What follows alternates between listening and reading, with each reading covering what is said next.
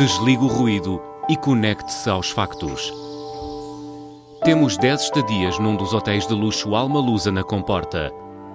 2 adultos, 2 noites. Assine hoje o Observador com até 58% de desconto e habilite-se a ganhar.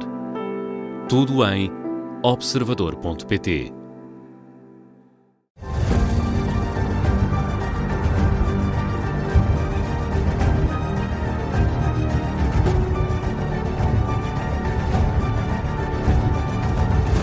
Começa agora o Domínio da Guerra da Rádio Observador, sempre com o Major-General Arno Moreira. Bom dia. Bom dia a todos.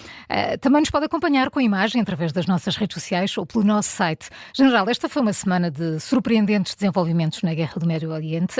Recordamos que na segunda-feira estava no ar a ameaça de Donald Trump de fazer descer o inferno sobre o Irão e que, menos de 24 horas depois, as duas partes, sob a intermediação do Paquistão, falavam em cessar-fogo. Mas, entretanto, estamos perdidos entre as várias propostas, umas publicadas, outras escondidas, e o que afinal foi aceito como base de negociação entre as partes. Em princípio teremos o início das negociações presenciais a partir deste fim de semana em Islamabad, isto se o frágil cessar-fogo durar até lá, não é, General? Que aspectos devemos reter de todo este processo? O que é que podemos esperar? Foi uma semana cheia, incrível.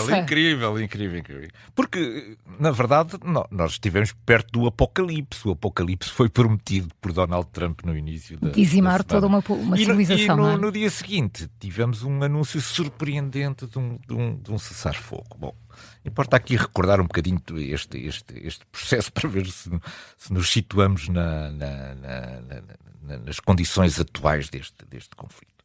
O conflito dura desde 28 de fevereiro. Portanto, 40 e poucos dias. Sim, 6 semanas. Que corresponde um bocadinho àquele prazo que Donald Trump anunciou da duração deste conflito. Ou seja, ele também, esgotadas as 6 semanas, também estava aqui um bocadinho à procura de uma saída. Mas houve aqui 4 fases, no ponto de vista, 4 fases distintas nas operações de natureza militar. A primeira foi a eliminação da liderança iraniana. A segunda foi a degradação das instalações e dos meios ligados ao comando e controle, sobretudo da Guarda Revolucionária. Depois, uma terceira fase foi a degradação das capacidades ofensivas estratégicas do Irão, nomeadamente uma destruição, parte significativa, não completa, dos seus meios de lançamento de mísseis balísticos, por um lado, e também a destruição de 2 elementos convencionais importantes na manobra ofensiva iraniana, que eram a sua força aérea e a sua marinha. Portanto, digamos, os objetivos de natureza militar basicamente foram batidos durante estes 40 dias. E agora, portanto, estas eram as fases iniciais, nós estaríamos na entrada de uma nova fase.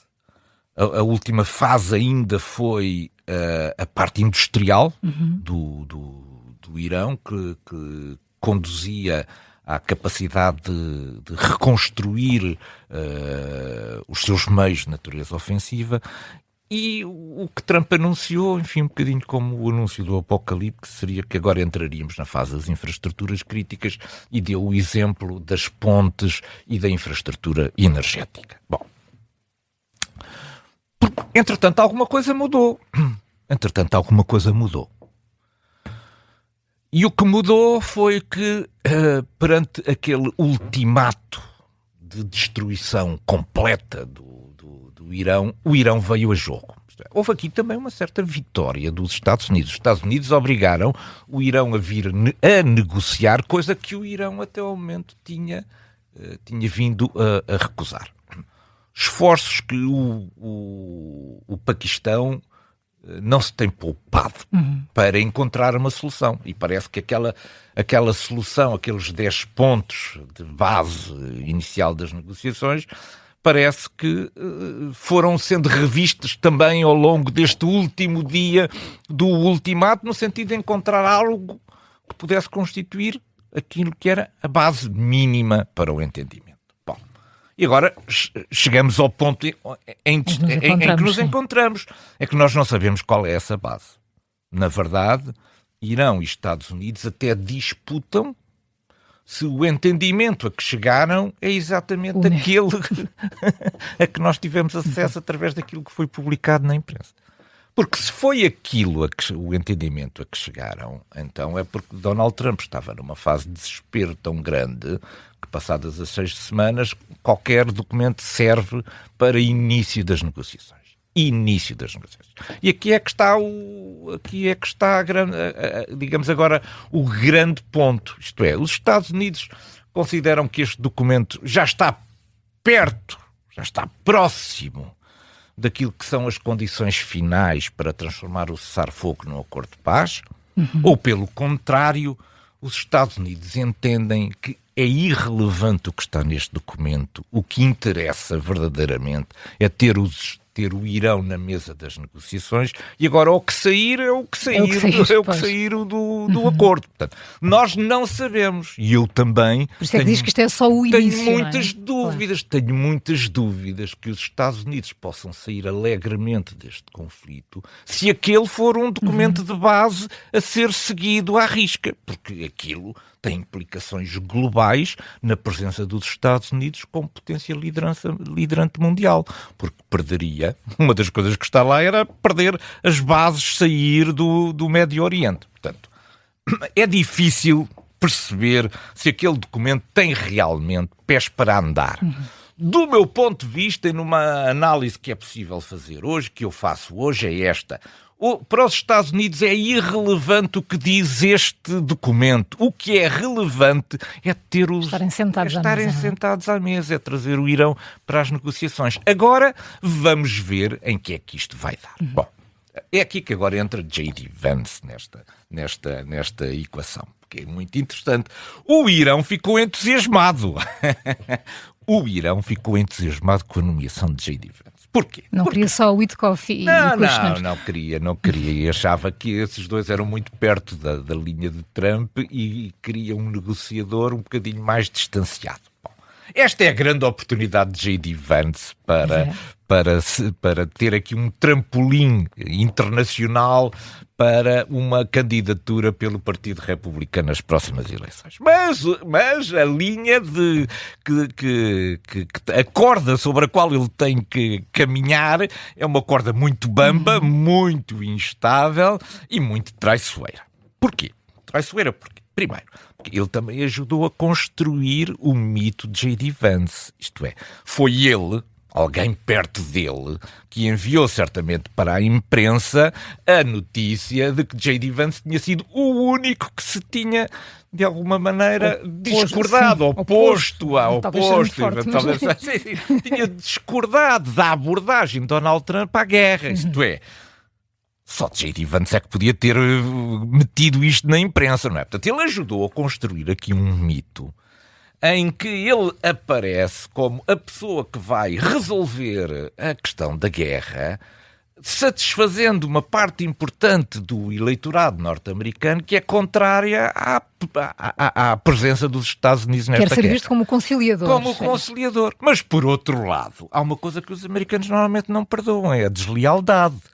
Isto é, se isto for entendido, se as posições de J.D. Vance forem entendidas como sendo desleal ao presidente dos Estados Unidos, então isso também o vai prejudicar. Portanto, é por isso que eu digo que esta linha, esta corda é muito difícil de caminhar. Bom, o Irão ficou satisfeito com esta nomeação. Eu julgo que uma das presenças, que marca presença em Islamabad, dentro desta esperança de que vai ter agora um interlocutor que está mais distanciado de Trump e, sobretudo, um interlocutor que quer acabar com a guerra. Ora bem, isto é importante do ponto de vista das posições negociais do Irão. Se eu quero acabar com a guerra, estou mais disposto a fazer concessões, não é, do que se eu entrar para as negociações a dizer a guerra apenas está suspensa e vai ser retomada em qualquer altura. Bom, portanto, o que é que nós temos aqui? Temos aqui uma equação muito complicada em que, em função daquilo que foi a manobra que os Estados Unidos montaram, o Irão entra para estas negociações com aqui um conjunto de vantagens negociais interessantes, até porque o interlocutor que os Estados Unidos enviaram é contrário, ou fez sentir que era contrário à continuação da guerra. Bom, se este acordo, se estes 10 pontos, nós não sabemos se são estes, na verdade. São uns pontos. Há uns pontos em que concordaram, mas provavelmente não concordaram nos mesmos pontos. É o mais certo. E daí a enorme contenção que ambas as partes têm que fazer aqui, porque de um lado e do outro, há muita gente interessada em que nada disto resulte. Claro. Portanto, qual é a solução para aqui? Vai ser necessário engolir sapos. Ainda houve ataques ao pipeline da Arábia Saudita já depois do cessar-fogo. Afinal, a abertura do Estreito de Hormuz não se processou como estava anunciado. Isto é, nada disto, nesta fase, pode constituir um obstáculo. É preciso navegar o caos, que é uma expressão que eu gosto muito. Navegar o caos. Isto é, não perder qual é o rumo, apesar disto obrigar a contornar e a ter um percurso assim um bocadinho caótico neste percurso, mas não perder o rumo. O rumo é que haja negociações. Isso vai obrigar as partes a engolir sapos, uma e outra. Portanto, é nesta fase que estamos, não na fase em que as partes estão a engolir sapos, a ver se o processo negocial pelo menos arranca. Entretanto, na quarta-feira, e na sequência de muitas declarações desagradáveis por parte de Donald Trump e da sua administração sobre a falta de ajuda dos aliados da NATO, decorreu uma conversa na Casa Branca, descrita como franca e honesta, entre Trump e o secretário-geral da NATO, Mark Rutte. General, quão danificada está a relação transatlântica e o que é que ainda pode ser feito para salvar? É que eu não sei se houve conversa. Na verdade, o que eu vejo é que numa hora e 45, talvez 15 minutos tenham pertencido a... O resto foi troca de elogios. E o resto foi troca de elogios. Não sei se a conversa foi realmente franca. Eu, quando ouço falar que houve uma conversa franca, o que eu vejo aqui é insultos a serem disparados no ar em ambas as direções. Bom, não na direção de Rutte sobre Trump, não. Apenas na outra. A capacidade de engolir sapos aqui também é importante. E é importante, sobretudo, porque ambas as partes têm razão. Os Estados Unidos têm razão e os europeus da NATO também têm razão. Os dois têm razão neste caso. E vão ter que encontrar agora uma saída para uma zanga que se arrisca a transformar num caso geopolítico brutal neste século. Bom, vamos aqui rever rapidamente as posições. Os Estados Unidos acharam que os aliados não servem apenas para aquilo que são os tratados de natureza formal. Isto é, um aliado não é apenas um documento de natureza escrita. É alguém que, em caso de dificuldade, vai ajudar o outro, independentemente do que está escrito. E, portanto, o que é que os países da NATO fizeram? Isto é uma operação fora da área, os Estados Unidos não foram atacados, a NATO não pode ser invocada para esta operação. Isto é, os Estados europeus da NATO foram à parte formal para se escusar de intervir nisto. Os Estados Unidos foram à parte moral disto e disseram: não é justo que nós, que andamos a sustentar a aliança e a proteger a Europa desde a Segunda Guerra Mundial, numa altura em que precisamos dos aliados, eles não estejam disponíveis e estejam aqui a invocar termos de natureza formal. Portanto, os dois lados têm razão. Os dois lados têm razão. Só que a razão europeia não é esta. O problema é que a razão europeia não é esta. Mas isto é um segredo. Tem que ficar aqui só entre nós os dois. Não podemos dizer isto abertamente. Não foi por uma questão de uma causa que os europeus não foram. Foi por incapacidade militar. Mas isto não podemos dizê-lo. Isto é, os europeus não têm capacidade de projeção de força para o Médio Oriente a esta distância e com este tempo de aviso. Esse é que é o problema dos europeus. E por isso, portanto, não quiseram mostrar essa fragilidade. E não quiseram mostrar esta fragilidade. Isto é, vamos supor que os europeus diziam que sim. Ainda estaríamos a preparar forças neste momento, já depois de acabada a guerra. Nós não temos. nem as forças preparadas, nem o número de militares necessários, nem os equipamentos num estado de manutenção e operacionalidade que os permite empregar, nem munições suficientes para um conflito de alta intensidade como é este. Isto é, os europeus Portanto, nem a guerra na Ucrânia serviu para nos preparar. Nada. Lembram-se de eu ter aqui falado de Margaret Thatcher uma vez no nosso ponto de vista. E que Margaret Thatcher, a Royal Navy demorou 48 horas a dizer que estava pronta para seguir. Depois dei o exemplo da fragata inglesa. Essa fragata inglesa demorou uma semana a ser preparada. Demorou mais uma semana a ir para o teatro. E já está em reparações neste momento. Portanto, a nossa capacidade... para não chorar. A nossa capacidade de projeção de força é uma capacidade ridícula neste momento para a Europa. Isto é, a Europa não pode ser um ator, não consegue ser um ator de natureza global porque não está preparada para projetar força. Portanto, qual foi a solução simples aqui? Foi dizer que isto não vamos por causa de causas, quando na verdade nós não vamos por causa de uma incapacidade. Mas isto é um segredo, fica aqui só entre nós os dois.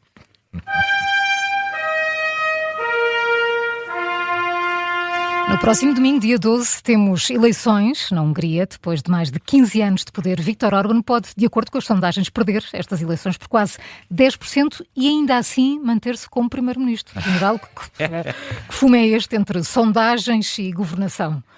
É muito interessante, e eu julgo que domingo vamos estar todos agarrados à televisão a ver os resultados da Hungria, porque os resultados da Hungria não mexem só com a Hungria, mexem com a Hungria, claro, mas mexem em tudo, mexem naquilo que é o destino da guerra da Ucrânia, mexem naquilo que é digamos, a capacidade da União Europeia resistir ou ter que se reformar ou encontrar um novo formato de funcionamento, mexe naquilo que é a influência da Federação Russa nas eleições e dos Estados Unidos nas eleições, ambos do mesmo lado, que é também, não deixa de ser extraordinário. Que Estados Unidos e Federação Russa que se tenham colocado lado a lado contra a União Europeia. Isto é, o ódio à União Europeia é tão grande nos Estados Unidos, ou pelo menos nesta administração Trump, e na Federação Russa, que têm o mesmo candidato, os dois têm o mesmo candidato. Ainda há pouco na televisão apareciam imagens de J.D. Vance a cumprimentar Viktor Orbán e depois de Vladimir Putin a cumprimentar. É impressionante. Portanto, laços de amizade. É impressionante. Portanto,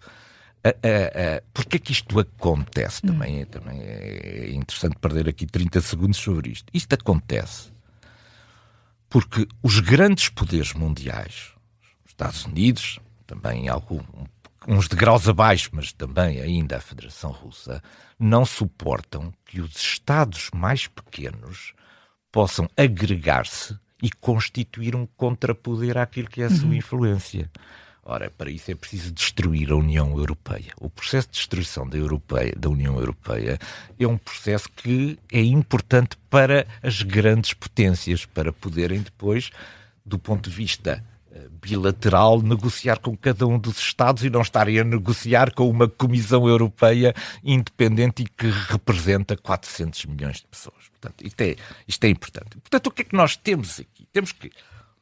Eu estive a olhar para aquilo que se chama um agregado de sondagens, isto é, não é uma sondagem específica, é uma espécie de uma média das sondagens que vão sendo feitas no último ano, desde maio do ano passado. E a diferença entre o partido de Orbán e o partido da oposição centrista pró-europeia de Magyar tem-se mantido estável, sempre na ordem dos 10%, 11% de diferença. Portanto, Peter Magyar vai com cerca de 10, 11% nesta média das sondagens à frente de Orbán, e isto já dura há um ano. Portanto, tem havido aqui uma certa persistência, consistência nestas sondagens que estão publicadas. O que é que acontece? Isto é muito...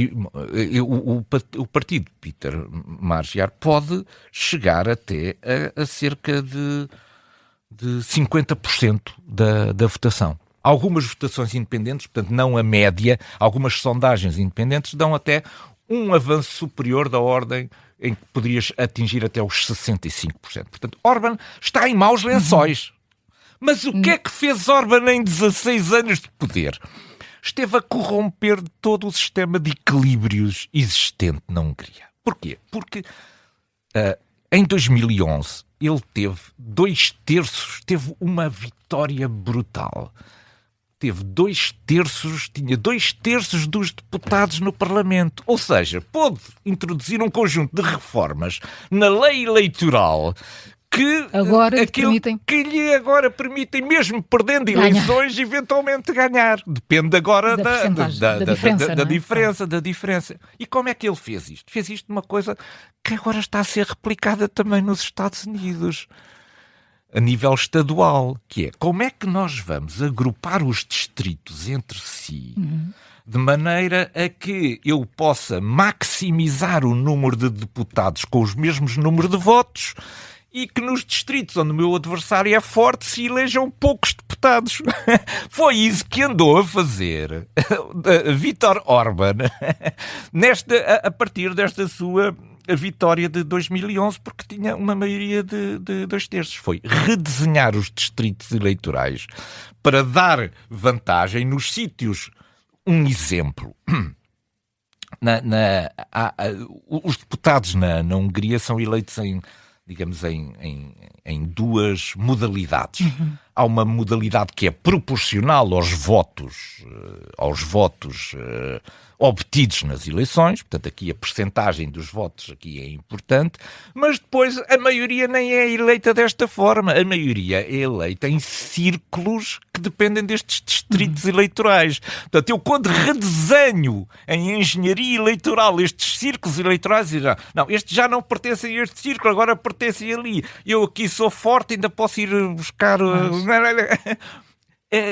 ganho uma vantagem muito significativa nisto. Portanto, estes 16 anos de poder também se explicam pelo facto de, em 2011, ele ter feito uma engenharia eleitoral dos distritos eleitorais. Portanto, agora vamos ver, porque isto agora depende da vantagem que o partido o TISA, que é o partido de Magyar, um partido filiado no Partido Popular Europeu, portanto um partido de centro e verdadeiramente europeu, consegue nestas eleições, se isto chega ou não, para vencer aquilo que foi o processo de engenharia eleitoral desenhada por Viktor Orbán. Lá se foi o meu otimismo todo o domingo, veremos.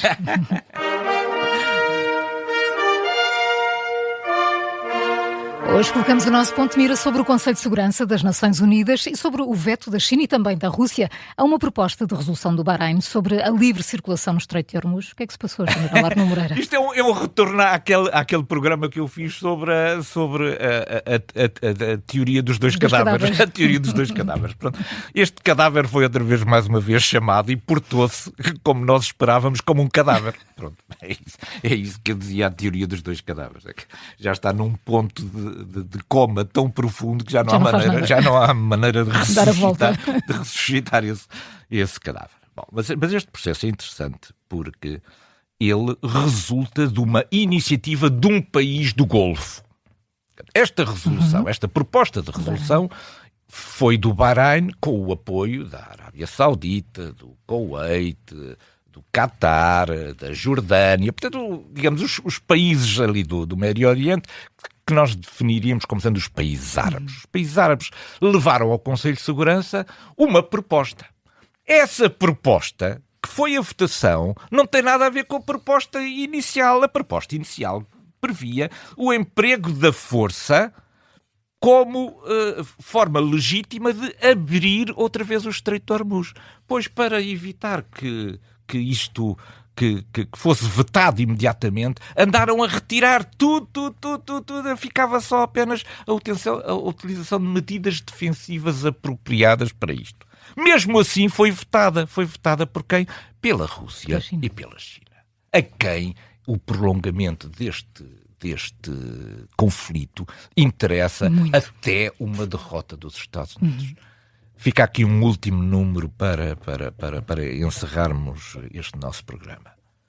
A alteração, o fecho do Estreito de Hormuz permite à Federação Russa encaixar todos os dias 150 milhões de dólares extra. Portanto, a economia russa, que está pelas horas da amargura, exatamente, que está pelas horas da amargura, precisa muito que o estreito continue fechado. E, portanto, a Rússia vetou a resolução do Bahrein para que fosse reaberto o estreito. Explica muita coisa, não é, General? Explica muita coisa. Obrigada por mais um Vinho da Guerra. A todos. É sempre um gosto. Até para a semana. Muito obrigado.